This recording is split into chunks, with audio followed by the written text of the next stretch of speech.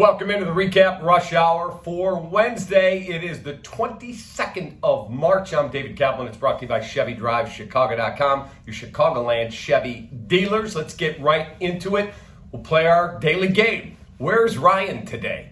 Ryan Poles, Coach Matt Eberflus, in fact, a contingent of 8 are at the Ohio State Pro Day today. Not only is C.J. Stroud going to throw, but guess who's running pass patterns for him? That's right, Marvin Harrison Jr.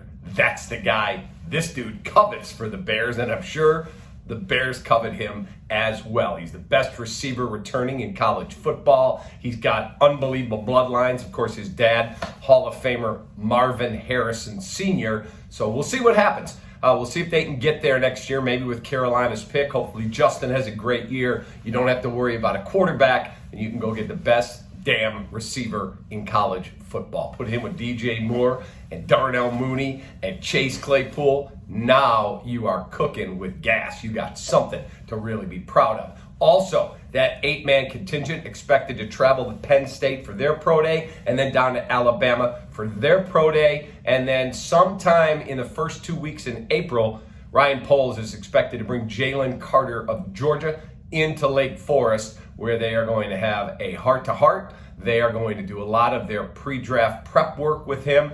And then if he's there at 9, they're going to have a tough decision to make because the guy has a ton of ability. He just has had a very, very tough offseason by his own doing. Let's not forget that.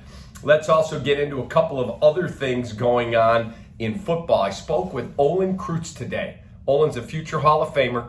I call him the OG. He's old school. Olin is an amazing resource of football knowledge. And I said, Peter Skoronski, you've seen him on tape from Northwestern. Everyone's saying his arms are too short. People who are all opining it never played offensive line. They're regurgitating what they're hearing.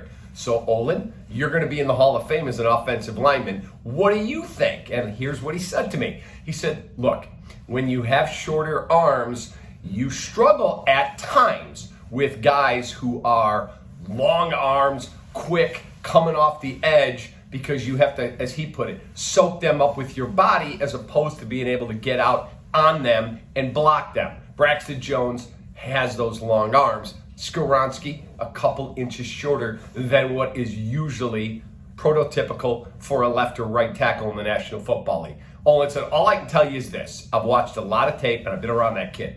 He's a great person, he's a hard worker, and he's a really good football player, and I think he's going to be a really good pro.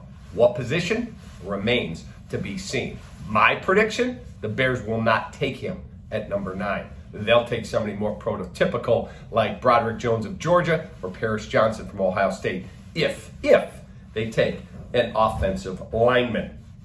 MLB is adjusting the pitch clock rules in advance of opening day, which is 8 days away. Can you believe it? Also, Bulls play host to the Sixers tonight, looking to take their second straight over Joel Embiid after losing the first 12 against the leading candidate for this year's NBA MVP. Bulls have won 3 straight and 5 out of 6. They are in the play-in tournament as of today. And finally, Patrick Beverley has the Pat Bev podcast. He was talking about all the players on the Bulls. You know what he said about Patrick Williams? That dude's a dog. And that's a big compliment. From P-Bev, big compliment. Don't give up on this kid. Have a great rest of your day. Appreciate you greatly. Take that.